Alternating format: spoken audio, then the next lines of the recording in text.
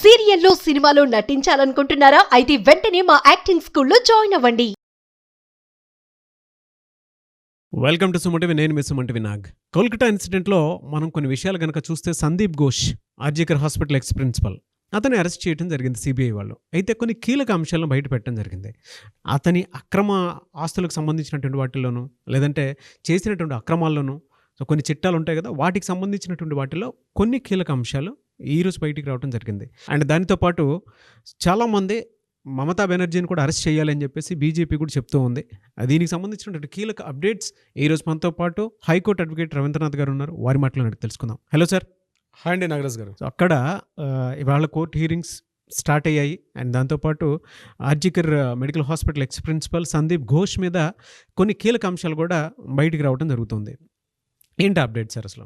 Sandeep Ghosh RG Kar medical college X principal, ఇతను చేస్తున్నటువంటి అక్రమాల చిట్ట ఒక్కటి వెలుగులోకి వస్తే పుట్టలోంచి పాములు వస్తున్నట్టుగా ఒక్కొక్కటి వెలుగులోకి వస్తుంటే విస్మయానికి, కొంత భయానికి, ముఖ్యంగా వ్యవస్థలో భ్రష్టు పట్టిపోతే, వైద్య వ్యవస్థ భ్రష్టు పట్టిపోతే ఎంత అనైతికంగా దిగజారిపోతారా వ్యక్తులు అన్నది ఈయన గురించి చూస్తేనే తెలుస్తుంది. సో సందీప్ ఘోష్ చేస్తున్న అక్రమాస్తుల చిట్ట సిరీస్లో మరొక కొత్త విషయాన్ని ఈరోజు మీతో నేను పంచుకునే ప్రయత్నం చేస్తాను నాగరాజ్ గారు. అందులో ప్రధానంగా ఆర్జికర్ మెడికల్ కాలేజ్ పక్కనే ఉన్నటువంటి హాస్పిటల్, ఈ రెండిట్లో 2 కేఫ్లు ఉంటాయి. ఇక్కడ పెద్ద కేఫ్ పేరు అంటే ఈ యొక్క మొత్తం ఆవరణంలో 2 కేఫ్స్ ఉంటాయి. స్టూడెంట్స్ 2 యూజ్ చేస్తారు. హాస్పిటల్ ఇన్సైడ్ ఒక కేఫ్ ఉంటుంది, మెడికల్ కాలేజ్ బయట మరొక కేఫ్ ఉంటుంది. మెడికల్ కాలేజ్ బయట ఉన్న కేఫ్ పేరు ఈశాన్ కేఫ్. ఓకే, అది చాలా పెద్ద కేఫ్, చాలా పెద్ద స్పేషియస్గా ఉంటుంది. సుమారుగా 100 మంది, 150 మంది కూడా వచ్చి కూర్చోవచ్చు. వారికి కావాల్సిన కేఫ్ ఏరియాలో మొత్తం అంతా కూడా అవైలబిలిటీ ఉంటుంది. మరొక కేఫ్ ఉంటుంది, దాన్ని కామా లౌహి అంటారు. రెండో కేఫ్ పేరు కామాలోహి ఒక కేఫ్ ఉంటుంది, అండ్ ఈశాన్ అనే కేఫ్ ఉంటుంది. యాక్చువల్గా ఈ కేఫ్ యొక్క టెండర్లు ప్రకటించే ప్రక్రియలో ఒక ప్రిన్సిపాల్గా తను చేయాల్సిన బాధ్యత విస్మరించడం కాదండి, కావాలని ఎలా టెండర్ని మిస్గైడ్ చేసిన విషయం సిబిఐ వాళ్ళు చేసినటువంటి ఈ ఫైనాన్షియల్ ఇర్రెగ్యులారిటీస్ విషయంలో వాళ్ళు చెప్పిన విషయాలు నేను మీతో పంచుకునే ప్రయత్నం చేస్తాను నాగరాజ్ గారు. ఇందులో ఈశాన్ కేఫ్కి సంబంధించి ఆయన ఏదైతే టెండర్స్ పిలిచారో ఈ ఈశాన్ కేఫ్ ఎవరిది అని మొత్తానికి వీళ్ళు టెస్ట్ అంటే ఇన్వెస్టిగేషన్ చేశారు. ఆ ఇన్వెస్టిగేషన్లో ఆసక్తి గొలిపే విషయం ఏంటంటే అది అఫ్జల్ అలీ ఖాన్ మీద. ఈ అఫ్జల్ అలీ ఖాన్ ఆల్రెడీ ఇంటరాగేట్ చేస్తున్నారు. ఇతను కూడా ముగ్గురు అంటే సందీప్ ఘోష్తో పాటు ముగ్గురిని ఎఫ్ఐఆర్ నమోదు చేశారని చెప్పాం. అందులో ఒక వ్యక్తి అఫ్జల్ అలీ ఖాన్. ఇతను ఎవరు? ఒక వీడియో మనకి రిలీజ్ అయింది. అంటే ఈయన ఎప్పుడైతే సస్పెండ్ అయ్యారో ఆర్జికర్ కాలేజ్ ప్రిన్సిపల్గా సస్పెండ్ అయ్యి ఇతను నేషనల్ మెడికల్ కాలేజ్కి వెళ్ళేటప్పుడు అప్పటికున్నటువంటి మానస బందోపాధ్యాయ గారి ముందు ఒక వీడియో మాట్లాడుతూ ఒక ఫుటేజ్ వచ్చింది మనకి. ఇతను ప్రైవేట్ సెక్యూరిటీలు ఉంటాడు. అతను అంటే సందీప్ ఘోష్ తాలూకా ప్రైవేట్ సెక్యూరిటీలో ఒక పర్సన్. ఇతను డైరెక్ట్గా మనసు బందోపాధ్యాయతో మాట్లాడుతూ నాకు డైరెక్ట్గా మమతా బెనర్జీ గారు అపాయింట్ చేశారు, దీదీ మేరకు ఇద్దరు అపాయింట్మెంట్ కరా అని మాట్లాడాడు. అందులో మాట్లాడుతూ మీరు వీలైతే ఎక్బార్ ఫోన్ కర్లో ఉంది మా దీదీ సే బాత్ కర్లే అంటున్నాడు వాడు గట్టిగా మాటలో. మన audio footage with video with audio కూడా మనం వినడం జరిగింది. అతను అఫ్జల్ అలీ ఖాన్. ఆ అఫ్జల్ అలీ ఖాన్ యొక్క ఈ కేఫ్ ఇది ఈశాన్ కేఫ్, దీని వెలుగులోకి వచ్చింది. ఈ అఫ్జల్ అలీ ఖాన్ ఎవరు? పూర్తిగా అఫ్జల్ అలీ ఖాన్ అంటే సందీప్ ఘోష్కి చాలా దగ్గర సాన్నిధ్యం ఉన్నటువంటి తన సెక్యూరిటీ పర్సన్గా చెప్తాడు. ఇది ఎవరి పేరు మీద నమోదవుతుందంటే అఫ్జల్ అలీ ఖాన్ యొక్క మిసెస్ నర్గిస్ ఖాన్. దీని ప్రొపరేటర్ ఎవరంటే నర్గిస్ ఖాన్. ఈ నర్గిస్ ఖాన్ ఎవరు అంటే అఫ్జల్ అలీ ఖాన్ యొక్క భార్య.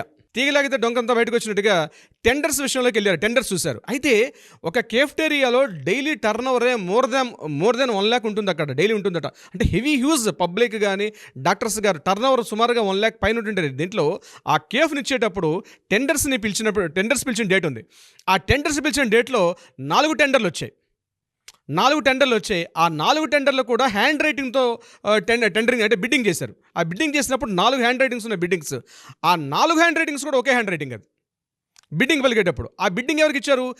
ఒక్కొక్క నలుగురు కూడా ఒకటే 4 కంపెనీ పేరు మీద చేశాడు. అది 4 బిడ్డింగ్స్ చేస్తూ చివరికి ఈశాన్ కేఫ్ పేరు మీద ఉన్నటువంటి ఆ బిడ్డింగ్ కన్ఫర్మ్ చేశారు. అయితే ఈశాన్ కేఫ్లో ఉన్న అఫ్జల్ అలీ ఖానే ఈ 4 బిడ్డింగ్లు కూడా తన హ్యాండ్ రైటింగ్తో రాయడం జరిగింది.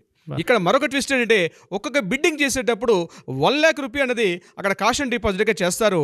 బట్ ఎప్పుడైతే అది ఫెయిల్ అవుతుందో అంటే బిడ్డింగ్ ఫెయిల్ అయితే ఇట్స్ నాన్ రిఫండబుల్ డిపాజిట్ అది. కానీ ఇక్కడ జరిగింది ఏంటంటే మిగిలిన 3 కూడా ఫెయిల్ అయినప్పుడు కూడా ఆ బిడ్డింగ్లో ఈ 1 lakh రూపీ మళ్ళీ రిఫండ్ చేయడం జరిగింది. ఇక్కడ పోలీసులు ఇన్వెస్టిగేషన్స్లో సిబిఐ ఆఫీసర్స్ ఇన్వెస్టిగేషన్లో ఈ విషయం కీలకంగా వాళ్ళు అబ్జర్వ్ చేశారు. అంటే కిషన్ కేఫ్ని చేస్తుంది ఆయనే, మిగిలిన 3 ప్రైవేట్ బిడ్డింగ్లు కూడా ఇదే పేరుతో 4 బిడ్డింగ్లు చేసి ఇంకో పర్సన్ రాకుండా ఒక సిండికేట్ సపరేట్గా, ఇట్స్ నాట్ సిండికేట్ అనరు, ఇట్స్ ఒక ఇనానిమస్గా, అంటే ఒక సింగిల్ పర్సనే ఇన్ని రకాల, ఇది మన సినిమాల్లో ఎక్కువగా మనం చూస్తాం ఇట్లాంటి విషయాలు. అవునవునండి, అవును.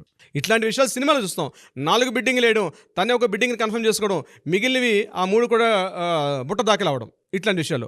సో ఈశాన్ కేఫ్ ఉంది. అందులో వీళ్ళు రాసుకున్నటువంటి రెంటల్ అగ్రిమెంట్లో మరొక కీలకమైన పాయింట్ ఉంది. అంటే యాజ్ పర్ నామ్స్ ప్రకారం ఎప్పుడైతే వీళ్ళు వైలేషన్ చేస్తారో యాజ్ పర్ ద ఆ కేఫ్కి మేనేజ్మెంట్కి చేసినప్పుడు వైలేషన్ చేస్తే 10% అంది వాళ్ళు ఎక్స్ట్రా పెనాల్టీ విధించాలి మేనేజ్మెంట్ వాళ్ళు. కానీ ఇక్కడ ఎక్స్క్లూజివ్గా ఇతను ఈ ఈశాన్ కేఫ్కి ఇచ్చినప్పుడు ఏం చేశారంటే 10% నాన్ రిఫండబుల్గా, అంటే it is did not applicable అని చెప్పి ఒక కొత్త క్లాస్ని సందీప్ ఘోష్ గారు వితౌట్ ఎనీ యాజిటేషన్ లేకుండా, ఇది ఒక వ్యవస్థ ఉంది, ఇక్కడ ఒక బోర్డు మెంబర్స్ ఉంటారు, వీళ్ళందరినీ సంప్రదించి నేను నిర్ణయం తీసుకోవాలన్నటువంటి కనీస పరిజ్ఞానం లేకుండా తను ఇండివిజువల్గా వితౌట్ బోర్డు మెంబర్స్ కూడా ఇన్ఫర్మేషన్ చేయకుండా ఈ ఈశాన్ కేఫ్ అలాట్మెంట్ చేయడం జరిగింది. అంటే ఇక్కడ ఏం జరిగింది, అందులో మరలా ఆ ఎంక్వైరీస్కి వెళ్ళేటప్పుడు అక్కడ ఏదైతే డైలీ టర్న్ ఓవర్ అవుతుందో ఈశాన్ కేఫ్లో ప్రతి టర్న్ ఓవర్లో 25% స్ట్రైట్ అవే సందీప్ ఘోష్ యొక్క అకౌంట్లోకి వచ్చేటట్టుగా అతను టైఅప్ అయ్యాడు అఫ్సర్ అలీ ఖాన్ తోటి. ఇద్దరిని ఇంటరాక్షన్ చేసినప్పుడు ఒక్కొక్క విషయం వెలుగులోకి వచ్చింది. 25% స్ట్రైట్ అవే 25% ఏదైతే ఉంటుందో. ఇక్కడ స్టూడెంట్స్ యాజిటేషన్ చేశారు సెప్టెంబర్ 2023లో.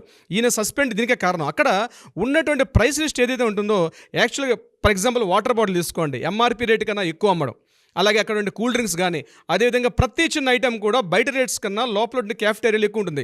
ఎవరైనా గట్టిగా అడిగారు అంటే వాళ్ళని గట్టిగా కొట్టడం. ఇదే విషయం జరిగింది ఎప్పుడైతే సెప్టెంబర్ 23లో ఈ కాలేజ్ నుంచి సస్పెండ్ అయ్యి ఎన్ఎంసీకి వెళ్ళడానికి ప్రధాన కారణం ఈ ఈశాన్ కేఫ్ బయట స్టూడెంట్స్ అక్కడ చేసిన ధర్నాల వల్ల.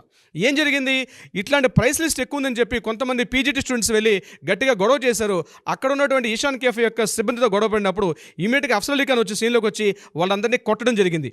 ఈ కేసు ఇమీడియట్గా ఈ యాజిటేషన్స్ ఎక్కువ అవుతున్నాయని చెప్పి అప్పుడు ఈయన ఇక్కడ నుంచి ప్రిన్సిపాల్ని సందీప్ ఘోష్ని ఎన్ఎంసీ మెడికల్ కాలేజ్ ట్రాన్స్ఫర్ చేసినప్పుడు ఆ ప్లేస్లోకి వచ్చిన వ్యక్తి మానస బందోపాధ్యాయ. అప్పుడు మానస బందోపాధ్యాయ గారు స్టూడెంట్స్ని బయట నిలబెట్టి ఈ అఫ్సర్ అలీ ఖాన్ లోపల పిలిచి మాట్లాడే వీడియో ఫుటేజ్ మనకు దొరికినటువంటి అప్పుడు ఆ వీడియో అదనమాట. ఎందుకంటే అసలు నీకు ఇక్కడ ఏం పని, అసలు నువ్వు కాలేజీ సిబ్బంది కాదు, నీకు అసలు సందీప్ ఘోష్ అసలు నువ్వు డైరెక్ట్గా సెక్యూరిటీ కంపెనీ, నీకు అంటే మా మేనేజ్మెంట్కి కాలేజీకి నీకు ఎటువంటి సంబంధం లేదు, ఇక్కడ నీకు ఏం అవసరం అని అడిగినప్పుడు నాకు డైరెక్ట్గా దీదీ పంపించారని చెప్తే ఆయన మాట్లాడిన మాటలు ఇది కారణం అన్నమాట ఈశాన్ కేఫ్కి ఈయనకున్న సంబంధం. ఇది కట్ చేస్తే రెండోది ఏదైతే ఉందో ఇక్కడ కామా లోహియా ఇంకొక కేఫ్. ఆ కామా లోహియా ఓనర్ ఎవరు, అతని పేరు చందన్ లోహియా. ఈ చందన్ లోహియా ఎవరు, దగ్గరగా ఈ యొక్క సందీప్ ఘోష్ యొక్క అనేక అక్రమాలకి ఈయన దగ్గర బినామీగా పనిచేయడం జరిగింది ఈ యొక్క మన చందన్ లోహియా. దీని మీద మళ్ళీ ఆర్జికర్ మెడికల్ హాస్పిటల్ నుంచి వాడుకుంటున్నటువంటి ఫండ్ అంతేనా? ఇది టోటల్గా ప్యూర్గా ఆర్జికర్ మెడికల్ కాలేజీకి ఏదైతే గవర్నమెంట్ నుంచి వస్తున్న ఫండ్స్ ఏవైతే ఉన్నాయో ఆ ఫండ్స్ని మిస్గైడ్ చేస్తూ అంటే ఇట్స్ ఒక డమ్మీ అకౌంట్స్ తయారు చేసుకుంటూ మళ్ళీ తన పాకెట్స్లో వేసుకోవడం, ఇది ఇక్కడ జరుగుతున్నటువంటి విషయం. దీనికి సంబంధించింది అది మీకు కామా లోహియా గురించి మాట్లాడడం మరొక ఎపిసోడ్ అవుతుంది నాగరాజు గారు, అది మనం నెక్స్ట్ ఎపిసోడ్లో మాట్లాడదాం.